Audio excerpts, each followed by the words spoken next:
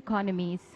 इस पुरस्कार के अंतर्गत एक पदक, एक प्रमाण पत्र, एक पलिवेती सुभावती ऑक्सिलरी नर्स मिडवाइफ ANM प्रबंधन प्रशिक्षक क्षेत्रीय स्वास्थ्य एवं परिवार कल्याण प्रशिक्षण केंद्र कुरनूल आंध्र प्रदेश। 39 वर्षों की अनुकरणीय सेवा के बाद आप सेवानिवृत्त हुई।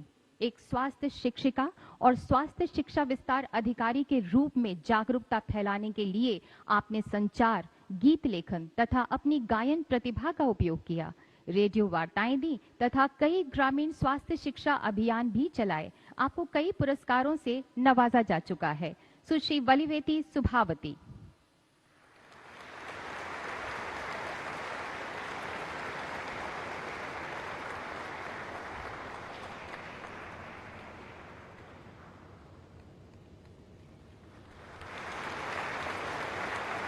అమ్మా ఇవన్నీ నువ్వు ఇందాక నువ్వు అడిగింది సాంఖ్యాన్ని గురించి అడిగినావు కదా. అది 5 తత్వములందు తానై 5 5ల 25 5 రీతుల నడక నడిచింది శివరాజహంస 5టికి ఆవలుంటుంది. అన్నిటిగా ఆవరించింది, అన్నిటిగా ఆవరించి అన్నిట్లో నిలిచింది. ఓకే, వీటన్నిట్లో నిలిచింది నువ్వే కావించుకున్నావు, నువ్వే చేస్తున్నావు, నువ్వే నిలుస్తున్నావు, నువ్వే నేనే, నాదే అంతా నా మాయే, నా గారడే. నేను ఆయన ఏం చెప్పినా కర్మ అనేది ధర్మం అనేది వేరే లేదు. కర్మకి ధర్మకి రెండుకి నేనే కారణం. కర్మ ఇది కర్మ చేసి అన్నాల నుంచి ప్రారంభ ఆగానే నుంచి ప్రారంభ కర్మలను అనుభవించాల్సి వచ్చింది. ఏం కర్మలు చేసినా అనుకుంటాం. కర్మ కూడా నేనే చేపించేది. కానీ నేను అంటాను నా వల్లనే కర్మ చేయగలుగుతున్నారు. నేను లేకపోతే నువ్వు ఏడు ఉండవు కావాలి. అయితే నువ్వు లేకపోతే నేను లేవు. ఒక పని చెయ్యాలా, ఒక వస్తువు నిరూపించాలంటే రెండు కలిసే ఉండాలి. చెట్టులోనే ఇస్తుంది, ఇత్తులోని చెట్టు ఉంది. అతనే ఈ పంచభూత దేహాన్ని గురించి 5 5 25 పంచభూతములు 5. ఈ పంచభూతములు 5 మన్ను, నీరు, అగ్ని, వాయు ఇట్లాంటి అన్ని. ఈ పంచభూత ఇది దాన్ని ఎవరు ఏం చెప్పినా కానీ వేదాంగణాలు చదివినా ఈ పంచభూత తత్వాన్ని గురించే చెప్పేది. దాన్ని మించ అవసరం ఉండదు, చెప్పలేరు. అవసరం ఉంటే కదా చెప్పటానికి. ఏం లేదు కదా. జగత్తంతా నా కాళాతీతమే. జగత్తు అంతా ఇదే, సృష్టి అంతా ఇదే. సృష్టికి మూలము నేనే, స్త్రీకి నేనే, పురుషుడికి నేనే. నాకు నేనే సృజించుకుంటున్నా, నాకు నేనే లయమవుతున్నా. నా అవతల ఎవరన్నా ఉంటే కదా, నా అవతల ఉండటానికి చెప్పడానికి నీకు మనసు ఉంటే కదా. మనసు నీ హృదయ స్థానంలోకి వచ్చారికి శూన్యమైపోయా. నీకు చెప్పేది ఎవరు? అని కాబట్టి ఈ ప్రశ్నలు ఇది మనం తెలుసుకొని కాసేపు సుఖ సంతోషాలు, అంతేగాని అసలు దాన్ని జయించింది లేదు. ఇది పోతుండాల్సిందే. కానీ అది ఎప్పటి వరకు? ఇది పోవటం రావటం అది ఎప్పటి వరకు? అది ఇంత మనకు ఆగామి సంచితములు ఉన్నంత వరకు పోతా వస్తుండాల్సిందే. ప్రారాబ్ధం ఆగామి ప్రారాబ్ధం ఉన్న వరకు. సంచితాలంటే వాసనలు. ఆ వాసనలు ఉన్నంత వరకు ఉండాల్సిందే. నువ్వు జీవుడు, నువ్వు వాసనతోనే పోతున్నావు కానీ వాసన చేస వదిలిపెట్టిపోతున్నావా? పోయేది ఏంటి? జడదేహం పోయేది. నువ్వు మళ్ళీ ఆ వాసనల ప్రకారం ఆ భ్రమతోనే మళ్ళీ నువ్వు రావాల్సిందే కదా. తప్పింది వాటిని జయించినటువంటి వాడే యోగి. మాటలతో, వేదాలతో, పుస్తకాలతో, ఉపన్యాసాలతో చెప్పుకుంటూ వేషాలు వేసుకొని గురువులోనే ప్రజలు పెడుతుంటే తినుకుంటూ కడుపులు పెంచుకుంటూ ఉంటే అది గారడి. అదే గురువుకి ఏమైతే తెలుసా? నిజ గురువుడికైతే సారమెరిగే గురు కారణమైతే గారడు తనకు అవలేలన్నాడు. సారాంశం తెలిసిన గురువు అయితే వాళ్ళు చేసే గారడు ఈయనకు తెలుసు. కాబట్టి అదే సాంఖ్య సూత్రాన్ని గురించి భగవద్గీత అంతా కూడా రామాయణం కానీ భాగవతం కానీ భారతం కానీ అన్నీ కూడా తెలివి ఉపయోగించడానికి తెలుసుకోవటానికి తెలుసుకున్నంత వరకే ప్రయోగపడుతున్నారు కానీ ప్రజలు ఆచరణలో ఉండట్లేదు. అనుభవం ఏది? అనుభవం లేదు. సుమారుగా 50-60 మంది సాధు సన్యాసంలో తిరిగి ఉండొచ్చు నేను.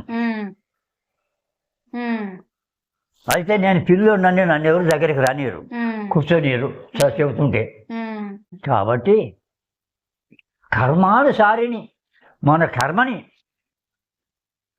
జయించి త్రిగుణాలు 3 దాటినటువంటి వాడే రాజయోగి. అది దాటకుండా త్రిగుణాల్లో ఉండి మేము రాజయోగులం కదా స్వామి, సంసారము భార్య బిడ్డలు పెళ్ళి మంచి చెడ్డ సంసారం చేసుకుంటా జీవించాలి కదా. రాజయోగి రమ్యమైనది, హఠయోగం యోగికి. ఎవరి శక్తి కొలది వాళ్ళకు ఉన్నాయి, చెయ్యరు. ఎందుకు చేయరు? అది ముందు చేసేటప్పుడు నాలుక రుచి లేదు. ఇది ఎమ్మటే రుచి వస్తుంది, ఇది రుచి లేదు. ఇది తినంగా తినంగా తినంగా తినంగా వచ్చే రుచి నాటి. జీవ మీద రుచికే పాటుపడుతున్నారు కానీ జీవ మీద రుచిని చంపిన ఉండాలా? ఎవరు ఉండరు. పెనుగుతా వచ్చే ఈ తనువు పైన పెనుగుతా వచ్చే నిధులను కనలేక నిధులను దూషిస్తే ప్రయోజనం ఏముంది? నిధులే కదా నీకు ఆయువు సగమాయే. 50 సంవత్సరాలే జీవించుకొని కపిల బుద్ధిర జోల భుజాన్ని వేసుకొని వెళ్ళిపోతున్నారు కానీ 100 ఏళ్ళు బతుకుతున్నాడా? కాబట్టి ఎంత చెప్పినా ఎంత చదివినా ఎతిని తెలియరాదు. ఆ ఆంతరంగము నుండి ఆ కాంతును చేరకుండా అతనికి ఛాన్స్ లేదు. నువ్వు గురువుని సంపాదించాలంటే ముందు గురువుకి గుణాలు తెలపాలి. నీ గుణాన్ని గమనించి చూస్తూ ఉంటాడు. ఏమేమి చేసేది నీకేమి చెప్పడు, చెయ్యడు. నీ గుణాన్ని గమనించి బిడ్డ రా అంటాడు. కాబట్టి అటువంటి శిశువుడు అయితే గురువే ఆ సంధి కూడా చూస్తూ ఉంటాడు. వాడు తిప్పలోడు పడతాడు. అది మనలో ఆ జిజ్ఞాస ఉండాలి కదా అమ్మా. మనలో ఆ జిజ్ఞాస ఉంటే గురువుకి సాన్నిధ్యం అవుతాం. అవును. అయితే ఆ శిష్యుడు ఎట్టుండాలా? అప్పుడు దాకా గురువు తెలవాలంటే గురువు ఉదయం లేచి ఏమి చేస్తున్నాడు, దేని గురించి ప్రవర్తిస్తున్నాడు, ఆ ప్రవర్తన గురువుకు తెలియకుండానే నువ్వు పక్కన పాటుపడాలా స్వయంగా. కాబట్టి స్వయంగా పాటుపడాలన్నాడు. ఎందుకు? గురువు దోవ చూపెడతాడు. నీకు దోవ చూపించేటువంటి వాడు గురువు. దోవ చూపించిన భావాన్ని నడవాల్సిన బాధ్యత శిష్యుడిది. ఆ బాధ్యత నడుస్తున్నాడా నడవలేదని గమనిస్తాడు. గురువాక్యం గుండా స్వయం గురువుని సంపాదించాలా అని అర్థం. నీ స్వయమే గురువుని ఆ స్వయంగా గురువుని సంపాదించితే వాళ్ళిద్దరు చదివిన గుర్తు ఒక్కటే ఉంది. అది తెలుసుకుంటే వేడుక తప్ప ఏమీ లేదు. అదే ఆ వేడుక ఎట్లాడిది? అది ఇట్లాడు అని చెప్పడానికి మనసు లేదు కదా, ఉండదు కదా. సర్వంతర్యామి అయి ఉంటారు. అదే ఆనందం. ఎప్పుడు ఆనందమే బ్రహ్మానందం, ఆనందమే పరమ సుఖదం, కేవలం జ్ఞానమూర్తి ద్వంద్వ అతీతం గగన సదృశ తత్వమస్య ఆది లక్ష్యం. కాబట్టి దానికోసం ఈ కర్మ జీవం మీద రుచి కాబట్టి దీనికే పాటుపడుతున్నాం. కానీ ఆ కర్మని జయించే విధం చేసుకునేదే సాధన. సాధన లేని పని ఏది కూడా కుదరదు. సాధనమున పనులు సమకూరునన్నాడు. విశ్వదాభిరామ అవును. వినురవేమ. అవును. ఆ, కాబట్టి ఉమ్, తర్వాత అయిపోయిన తర్వాత ఏ సాధన పనికిరాదే వినరా మాదయ్య. సాధన పరువు అయినాక నువ్వు కూర్చున్నా సాధనే, పండుకున్నా సాధనే, మాట్లాడుతున్నా సాధనే. ఏంటి బాట ఏర్పడుతున్నావు? బాట ఏర్పరిచినప్పుడు ఆ బాట పోతానే ఉంటుంది. ఆ బాట అటే పోతుంటుంది కదా. పోతుంది. నిద్ర నుంచి మేల్కొంటున్నా కూడా అదే సాధనలో ఉండిపోతున్నాం. ఇంకా ఏమో అడుగుతారు ఆ అమ్మలు లేరి ఆ, వీరు మనసుని ఆ, మనసు మనసు మనసు అంటున్నాం. మనసు దేనివల్ల అవుతుంది? మనసు అంటే ఏమి దాని అర్థం అనేవి కూడా విడదీసి అడుగుతామ్మా. ఉమ్, కొంతమంది చెబుతారు, కొంతమంది చెప్పలేరులే. చెప్పినా ఒకటి, చెప్పకపోయినా ఒకటి. మనసు హంసయు నొకటి కాక మర్మమేదో తెలియలేక మనసు సంకల్పములు మరిగింది. అంది శివరాజహంస మనసే మటు మాయమవుతోంది. మనసేం మాయ. ఆ, మాయని దూషిస్తున్నారు, దాంట్లో మునిగిపోతున్నారు. ఆ, దూషించడం కాదు, ఉమ్, అదే కావాలని కోరుకుంటున్నారు. చెప్తే ముందు జీవ మీద రుచి అయినది, ఆ, ఇది జీవ మీద రుచి లేదు. అవును, తర్వాత దీని రుచి దానికి తెలియదు. అవును. కాబట్టి హంస పదములు పట్టి మనసు ఏకము చేసి హంసతో సఖ్యము చేయంగా హంస బ్రహ్మస్థానమమిరింది. శివరాజహంస ఆత్మతో మనసేకమయ్యింది. అవును, మనసును వెనిగి మనసు వేకము చేసి మనసులో ఉన్న మర్మం మెన్నదిగే ఎరుక. ఉమ్, గణనాసికము గాలి దృష్టి రెండు ఒకటి చేసినదే వెరుక. వీడాప్యంగల నాడు వీక్షించి షడాధారమును వీక్షించి శుద్ధతత్వ చైతన్యుడై స్వరూపుడై ఉండటమే వెరుక. వీటన్నిటికీ మూలమేది? ఇన్నిటిని ఆరాధ్యమేమి? హంస. హంస. హంస నడక తెలియవారికి హింసలన్నీ తొలగుననుచు హంస పరమహంసులన్నారు. అవును, శివరాజహంస ఇది పరమహంస. ఈ హంస ఆత్మ అన్నారు. ఈ హంస ఎట్లుంది? ఈ హంస అంటే ఇదే, ఇదే ఎడపింగళ. ఇది పరమాత్మనికి వాహనము. వాహనం. పైకి కిందికి, పైకి దేవభూములకి కర్మభూములకి సంచరిస్తూ ఆ మనసు అంటే మనసే జీవుడు. జీవులు అంటే కదలికలు, చలనం. దేనివల్ల చలనం అవుతుంది? ఈ అంశ వల్లనే కదా. గాలి తగిలినప్పుడే కదా. అవును. పాలు నీరు కలసి నొక్క పల్లెరమందుంచగాను పాలు గ్రోలి నీరు వదిలింది. శివరాజహంస పాప పంకము వేరు చేసింది. అవును. కాబట్టి చీకటి వెలుగులు రెండు రంగేళి, జీవితమే ఒక దీపావళి. అవును.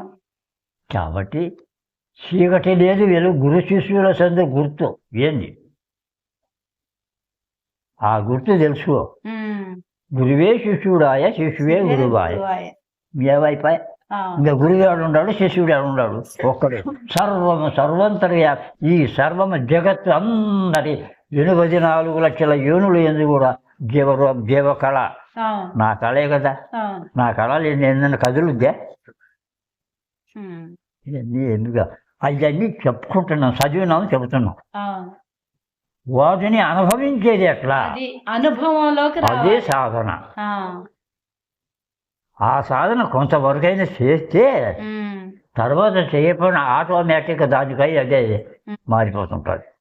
స్వామీజీ, నేను ఇప్పుడు పంచముఖి గాయత్రి సాధనలోనే ఉన్నాను. గత సంవత్సరం నుంచి 6 సంవత్సరాలు చెయ్యాలనుకుంటున్నాను. 24 అక్షరాలు కదా గాయత్రి మంత్రం. 24 లక్షలు చెయ్యాలి. గాయత్రి 24 లక్షలు చెయ్యాలనుకున్నాను. పోయిన సంవత్సరం నుంచి ప్రారంభించాను. ఇప్పుడు 2 సంవత్సరాలు అయింది. ఇంకా మిగతా 4 సంవత్సరాలు అది 24 లక్షలు అయిపోతుంది. అప్పటికి అన్ని ఆయుష్, ఆరోగ్యము అన్నీ బాగుండి ఆ తల్లిని నేను ధ్యానిస్తూ, గాయత్రి మంత్రం అంటే ఇది కదా. నేను ఆ సాధనలోనే ఉన్నాను స్వామీజీ.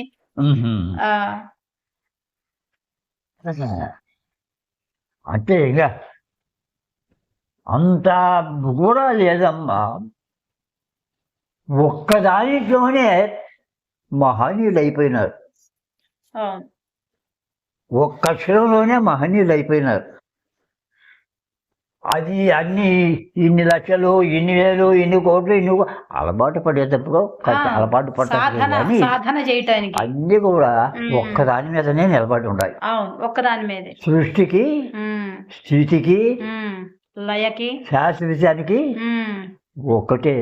ఒక్క మంత్రంతోనే మహనీయులందరూ కూడా బ్రహ్మానందాన్ని పొందిన వాళ్ళు ఉన్నారు కదా. మనం తెలియజేయం నా ఎరుక కలిగిన వాళ్ళు ఎంతో మంది ఉన్నారు.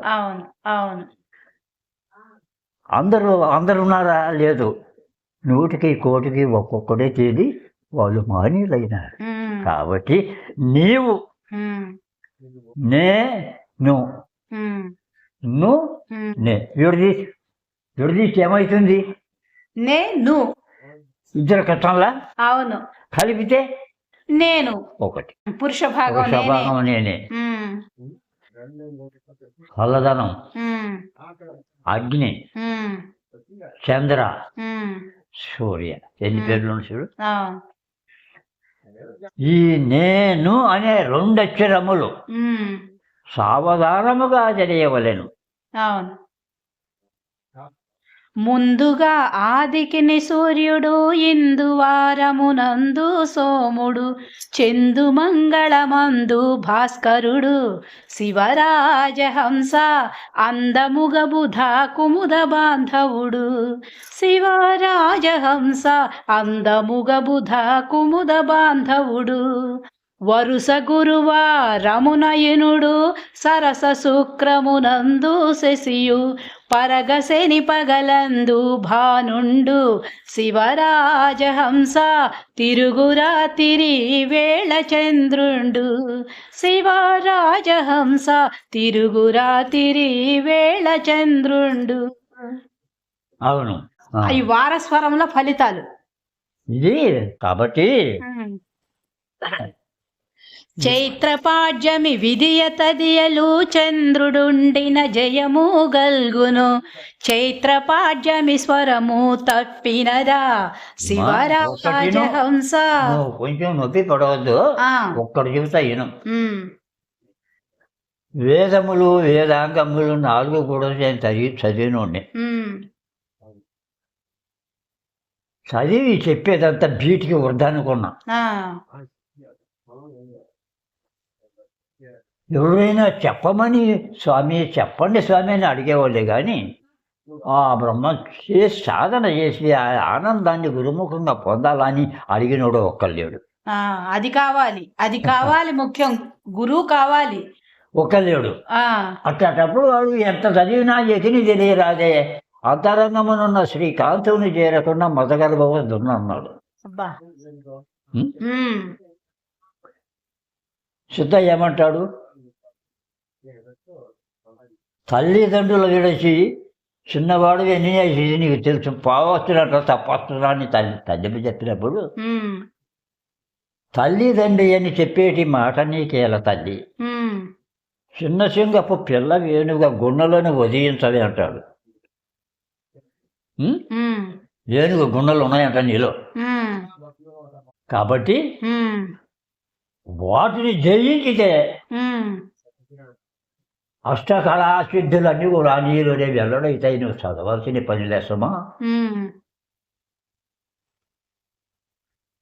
ఎప్పుడైతే నువ్వు లయమైపోయినావో, కళలో కళ నిష్కళ, కళలో కళ ఎప్పుడైతే కలిసిపోయినావో నీవు కూర్చున్న కానీ అన్నీ తెరిచిపోతాయి. సర్వము నీవే, నీకు తప్ప అవతల చూడటానికి అసలు సృష్టి లేదు. అవును అవును. అది ఒక రోజుకి ఒక టైం అన్నా అట్లా నీకు దృష్టికి వస్తుంటే రాను రాను స్టార్ట్ అయిపోతుంది. అదే బోధ గురువు గుండా సద్గురువును సంపాదించాలమ్మా. గురువుల్లో 3 రకాలు ఉంటారు: బోధ గురువు, బాధ గురువు, సద్గురువు. కాబట్టి సద్గురువుని ఎట్లా గుర్తించాలి స్వామీజీ? సద్గురువుని ఎట్లా గుర్తించాలి? బోధ గురువు బోధించిన దాన్ని ఆచరణలో పెట్టి గంధపు చెక్కలో సువాసన ఎట్ట ఎలుగొడుతుందో అట్ట కరగరొద్దాలమ్మ. సాదాలా సాదాలంటే సాధన అని. అప్పుడు కరగలింది ఏమవుతుంది, ఆ చెక్కలో ఉండే ఒక సువాసన వెదజల్లుతుంది. అవును అట్లా.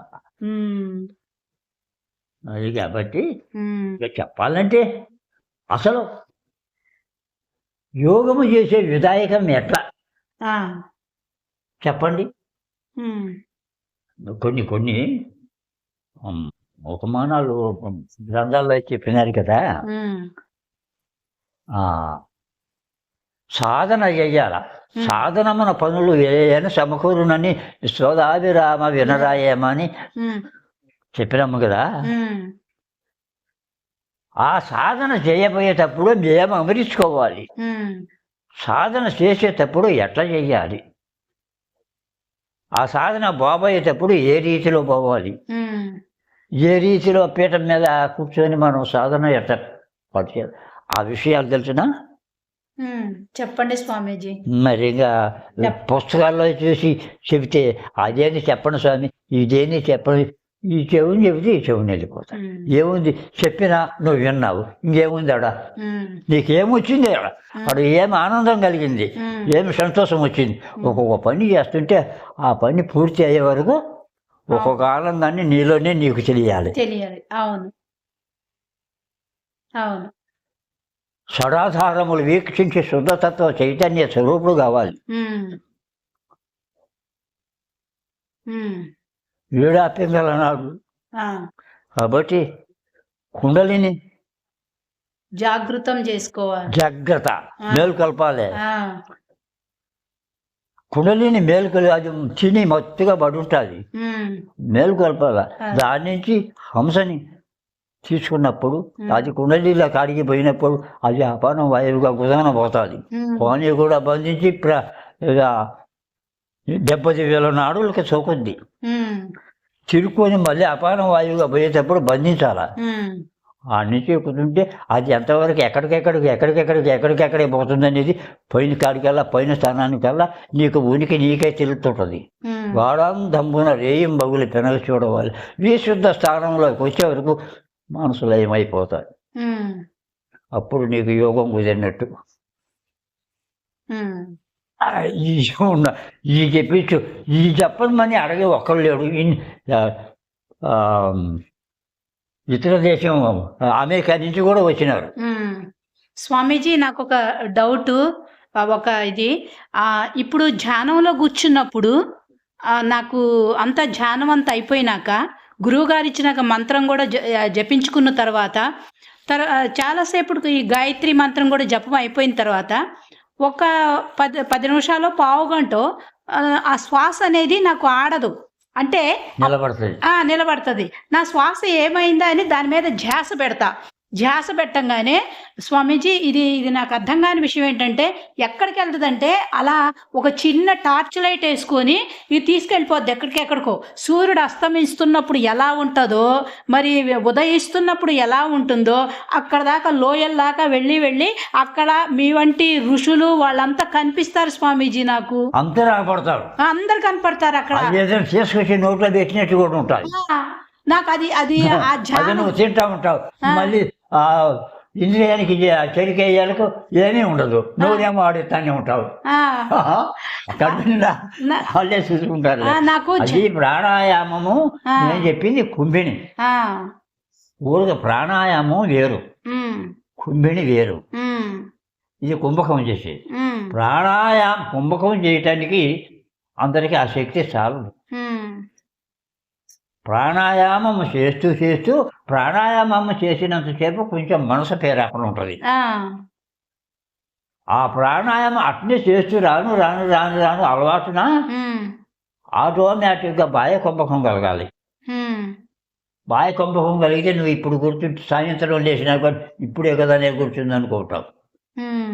నీకు నువ్వే తెలియదు. అదే ఆనందం అనేది ఏదనేది ఏమి ఒక రాయి మాదిరే. అంటే నాకు ఒకవేళ ధ్యానంలో ఏమన్నా పొరపాటు జరుగుతుందా, నేనేంటి అలా అలా వెళ్ళిపోయి ఆ ఋషులు వాళ్ళు కనిపిస్తున్నారు నాకు, పెద్ద పెద్ద వ్యాస మహర్షి వాల్మీకి ఆ ఆకారాలు కనిపిస్తున్నాయి. ఇలా సొరంగాలుగా వెళ్ళిపోద్ది ఎక్కడికో. ఆ టార్చ్ లైటు నన్ను తీసుకెళ్ళిపోతా ఉంటది మనస్సు. అలా వెళ్ళిపోయి వాళ్ళు కనిపిస్తారు. అది అసలు అద్వితీయమైనటువంటి ఆనందం కలుగుతుంది నాకు. తనుతోనే గగనానికి లేచిపోయినట్టు అది ఇవన్నీ అనుభవం మీద రావుతాయమ్మా. ఇవి అన్నిటికీ అనుభవము. గాయత్రి అని, షోడశాక్షరి అని, అష్టాక్షరి అని, చతురాక్షరి అని, ఏకాక్షరి అని, ఇవన్నీ కూడా మంత్రాలు ఉన్నాయి. చెబుతాం ఊరక ఉండలేక ఊరక అనుకుంటాను అవి అనుకుంటా ఉండమంటారు. నాకు ఒక గురువు గాయత్రి గణంగా తారకమనంగా తారతమ్యము తరసిగరమన్నాడు. తారకం అంటే ఏమి చెప్పినే మంచిదే, వాళ్ళేం చెడ్డయి కాదు. వివరాలు మహనీయులు పోతన వ్యాసులు మరి శ్రీనాథుడు వాళ్ళంతా కవీశ్వరులు కదా, జ్ఞానులు కదా. నన్నయ్య ఎర్రాప్రగడ వాళ్ళు రాసింది వాస్తవమే, కానీ చదువుతున్నది కానీ అది ఏదైంది అర్థం అన్నం చేసుకున్నాము, అక్కడ పెట్టుకున్నాం, చూసుకుని నేను అన్నం చేసుకున్నాలే, ఇంకేం పర్వాలేదు లేదు అనుకుంటా కూర్చో. నీ బాధ ఏమన్నా తీరుద్దేమో, తీరదు, తింటే కానీ తెలియదు. అది ఇంట్లోకి వస్తేనే కదా అవును ఉంటుంది. కాబట్టి అనుకుంటా ఉంటే దాన్ని అనుభవించాలి. ప్రారార్థ కర్మ ఆగామి సంచిత ప్రారార్థ కర్మలు అనుభవింపక తీరున హరిహర బ్రహ్మలకునైనను వాళ్ళు కూడా రాముడు విష్ణు ఈశ్వర బ్రహ్మ ముగ్గురు అన్నదమ్ములు. భూదేవికి ఆకాశవాణికి వాళ్ళు ముగ్గురే కర్తలేని అంటున్నారు. వాస్తవమే అనుకున్నాంలే. మరి విష్ణువే ఈశ్వరుడై ఉన్నాడు, ఈశ్వరుడే కృష్ణుడై ఉన్నాడు, కృష్ణుడే రాముడై ఉన్నాడు. ముగ్గురు కూడా ఒక్కడే కదా. వీళ్ళ ముగ్గురికి ఒక్కడెవరు? వీళ్ళు ముగ్గురు జన్మలకు వస్తానే ఉన్నారు కదా. వీళ్ళ ముగ్గురు జన్మలకు వచ్చినప్పుడు ఆ జన్మలు రాకుండా ఉండదేవో అతని ఈశ్వరుడు. ఈశ్వరుడు అంటే క్యాలెండర్ వేసిన పూట కాదు, ఈ విశ్వానికి మయుడు. విశ్వము అయోమయం, దీంట్లో నేనుండా. ఈ విశ్వంలో నేను ఉండబట్టే నువ్వు చెప్పగలుగుతావు. నా కళ నీది అంధకారం, గాఢాంధము, అది దివ్య స్వరూపం, జ్ఞానజ్యోతి, జ్ఞానము, అదే బ్రహ్మానందం, అదే ఆనందము. ఆనందమే బ్రహ్మమయ, జీవునికి ఆధారమయ. కాబట్టి చెప్పాలంటే నాకు చాలా అక్కడ ఆడించి వచ్చి వాళ్ళు సాధన చేసిన వాళ్ళు తిరుపతి నుంచి వాళ్ళ నుంచి ఎన్ని నుంచో వస్తున్నారు. ఇంకా ఎవరో వస్తారంట. ఎందుకునైనా నీకు ఈ బాధ లేదు. మీ వంటి వారి బాగా విద్య అనేది బయటకు వెళ్ళాలి. మంచి పని చేస్తున్నారు ఆయన. ఇప్పుడు ఇలా 4 గోడల మధ్య కూర్చోటం కాదు కదా. మీరు తప్పకుండా విద్య అనేది మరుగున పడకూడదు. మీ వంటి వారి అమృత వాక్యాలు నలుగురికి తెలియాలి. నేను కొండ గృహలో కాశీ, హరిద్వార, ఋషికేశ్వరం, బద్రీనాథ్, ఉత్తరప్రదేశ్ అంతా తిరిగి మళ్ళీ శబరిమల అటు మొత్తం ఇదంతా తిరిగి తలకాయలు బొట్టిగా ఎట్టిపోయింది. ఎంతో మంది ఋషుల్లో సాధుల్లో తిరిగిన అంత వేష భాషలకి విర్రబేవుటే గాని తనలోనే ఉన్న తత్వమే బడు తెలియలేరు. పాపిష్టి జన్మం ఎత్తినందుకు ఫలమేమేమి అనే భావన తెలుతుంది నాకు. యాగంటి బనగానిపల్లె, యాగంటి కొండగరాసలకి ఎప్పుడైతే చేరినానో భావన మారిపోయిందమ్మా. ముంతతో నీళ్ళు తెచ్చింది ఆ గృహ కిందనే, పైన కొండల నుంచి గృహ కింద ఆ గృహ కానే పడతాయి. ఒక 30 మెట్లు ఎక్కి లోపల పోవాల గదిలోకి. ఆడ లింగం స్థాపన చేసినారు, గవర్నమెంట్తో కలిసిందిలే. అప్పుడు ఆ ముద్దతో నీళ్ళు తీసుకునేది. ఉమ్, ఆ చరిత్ర అంతా రాసుకున్నాడు. ఉమ్, అంతా ఇచ్చిండే మీకు మీకు తెలిసి ఉండాలని ఉమ్. చెరువులో వచ్చి ఉంటుంది. అవును, పెట్టారు ఆ? పెట్టారు. ఆ. ఉమ్, ఆ నుంచి ఉమ్, ఆడనే నార ఉంటుంది, పెద్ద నారబా. ఉమ్, చుట్టూ పల్లెలు కొంచెము ఉమ్, మైలు దూరంలో ఉంటాయి. ఉమ్, వాళ్ళంతా గొర్రెలు మేపుకుంటా, ఉమ్, గొర్రెలు మేకలు ఆ మేపుకునేది, ఆ నారలోకి వచ్చేది, ఆడ నీళ్ళు దాపుకునేది, పండ పెట్టుకొని అన్నాలు తినేది, పోతుండేవాళ్ళు. ఉమ్, నేను ముంతతో నీళ్ళు తీసుకునేది, ఉమ్, లోపల పోయేది, ఆ స్నానం చేసుకునేది ఆ కోనేట్లో. ఉమ్, మళ్ళీ లోపల పోయి ఆడ నుంచి మళ్ళీ కొన్ని దినాలు ఉమ్, కొన్ని నెలలు ఉన్న తర్వాత మళ్ళీ ఇక్కడ వాళ్ళు ఉమ్, నన్ను ఆడికి వచ్చినారు, ఇక్కడికి లాక్కొచ్చినారు. ఉమ్, ఇక్కడ అది కూడా సన్యాసిగా ఉంది. ఈడ కూడా ఉమ్, నేను ఈ పల్లెల్లో ఉండకుండా నాకు ఉండబుద్ధి పట్టు ఉమ్. ఆడ ఆగ్రహలోనే చేరుకున్నారు. ఇందాక నేను పాడిన పాట తెనాల దగ్గర గుంటూరు ఉంది. అక్కడ వేజండ్ల పేర్రెడ్డి గారని. గుంటూరు మా జిల్లా కదా. మీ జిల్లానా? మా ప్రాంతం మన ఆంధ్రే కదా. ఆంధ్రానే. మాది ప్రకాశం జిల్లా. ప్రకాశం జిల్లా, అది వరకు నెల్లూరు జిల్లా. ఆహా, నేను నెల్లూరులో 7 years చేశాను, 7 సంవత్సరాలు చేశాను జాబు. గుంటూరు ఏమో పుట్టాను. గుంటూరు జిల్లాలో వేజండ్ల అనే గ్రామం ఉంది. ఆ గ్రామంలో వేజండ్ల పేర్రెడ్డి గారని ఆయన రాశారు ఈ పాట. హంసగమనము తెలియరయ్యా, అందరిలో తిరుగునయ్యా, అంటి అంటక మెలుగుచుందయ్యా, శివరాజ హంస అన్ని జీవుల యందు కలదయ్యా. అవును, ఇప్పుడు అదే కాదు, పండు దేవదారి పండు. ఆ పండు దొరికిన వారికి బహు పండుగ అయ్యుండు. కాకపోతే తినబోతే దొరకదే, చీపులు మెండు. ఆ పండు ఎట్టాడిది? చుట్టూ మొదలు లేదు, చుట్టూ కావలేయుండు, బొట్ట బయలయుండు భావములు. మళ్ళీ బయలేనంట భావం. మళ్ళీ దిట్టముగా 4 కొమ్మలతో నుండు. 4 కొమ్మలతో ఆ పట్టు లేని పండు పైగానే ఉండు. అంది అందకుండు, అందరిలో నుండు, ఆనందమయ్యుండు. అర్థం చెప్పండి స్వామీజీ, అర్థం చెప్పండి, అర్థం చెప్పండి. సాహిత్యం గురించి ఇంక అర్థమైంది. 25 కొమ్మలతో ఉన్నదంటే 25 కొమ్మలేంది, 25 శాఖలు కదా. నేను చెప్పే మాటల్లోనే మీకు అర్థమవుతుంది కదా. ఇందాక పంచశక్తులు కాదు అది కదా, 5 తత్వములు అందుతాయి. ఆ పండే ఏది? ఆ పండు మామిడి పండా? ఇప్పుడు మరి ఇంకా ద్రాక్ష పండా? ఏ పండు?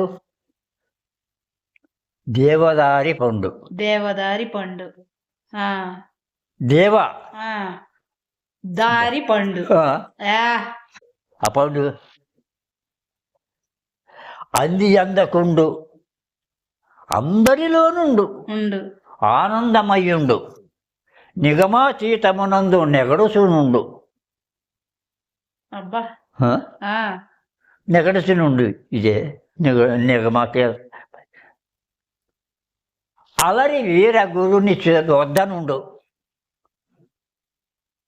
మామూలు పేరు అంటే పరమాత్మ ఎందే ఉన్నది, పరమాత్మని అని అర్థము. కాబట్టి ఎతులు 7 గూడు ఎతగిరి ఆ పౌడుని చాలా చెప్పలే. ఎతులు 7 ఎవరమ్మా? ఎతులు 7 గూడి ఎతగిరి ఆ పౌడు అన్నప్పుడు దాని అర్థం తెలుసుకోవాలి కదా. అదే అర్థం తెలుసుకోవాలంటే సాధనమున ఎవడు సాధనమున పనులు సమకూరునని ఎవడు సాధనలో కూర్చుంటాడో వాడే చెప్పగలుగుతాడు. నేను అడిగే ప్రశ్నలకి కొన్ని ప్రశ్నలు అడిగితే మీరు సాధన లేనప్పుడు, సాధన ఉంటే చెప్పగలుగుతారు, సాధన లేనప్పుడు చెప్పలేరు. అనుభవానికి తెచ్చుకొని అనుభవిస్తేనే కదా. అవును అవును.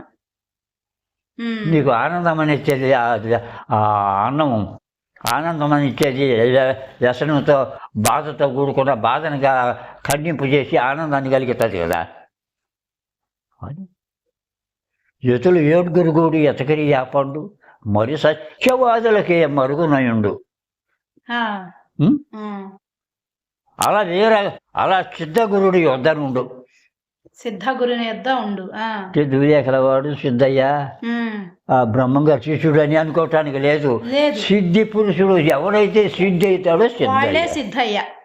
అవును, బ్రహ్మంగారి శిష్యుడు సిద్ధుడు అని కాదు, సిద్ధ పురుషుడు ఎవరంటే ఎవరైతే సిద్ధులు ఏడుగురు ఎవరు? ఏడుగురు అంట. చెప్పండి స్వామీజీ, చెప్పండి చెప్పండి. ఏడుగురు కూడా ఎతికితేనే వాళ్ళు చెక్కలేపండు. వాళ్ళు ఎక్కలే, ఎతికినట్టు చెక్కినట్టుంటారు. వాళ్ళదే కదా, అది వాళ్ళే కదా, ఈ కర్మ అంతా వాళ్ళదే కదా. ఆరుగురే బాంధవులు ఈ లోకమందున నాకు, సత్యమే తల్లి, జ్ఞానమే మన్మధాత.